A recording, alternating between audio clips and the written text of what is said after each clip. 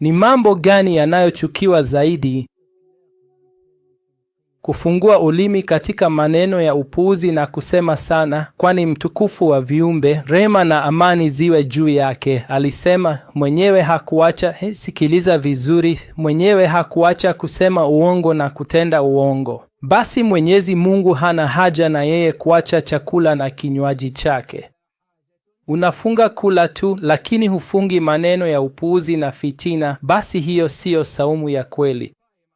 Usile, usinywe, lakini pia usiseme maneno mabaya. Na tabia hii mbaya kwa kweli imeenea sana mitaani kwetu, ambayo ni lugha ya mtaani, maneno machafu kama ya watu wa chini, na vijana wengi wetu, vijana tunaowapenda wote, wanafikiri hiyo ni alama ya ushujaa na wanaume. Lakini ukweli ni kinyume chake kabisa, ni ukosefu wa malezi, dharau na kushuka kwa maadili.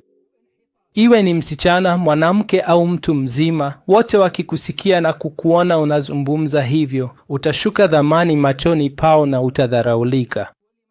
Umeelewa? Na inawezekana ukaleta laana kwa wazazi wako. Mama na baba wamekaa nyumbani, mtu anakuja akiwalaani wazazi wako, anakuambia wazazi wako hawajakulea.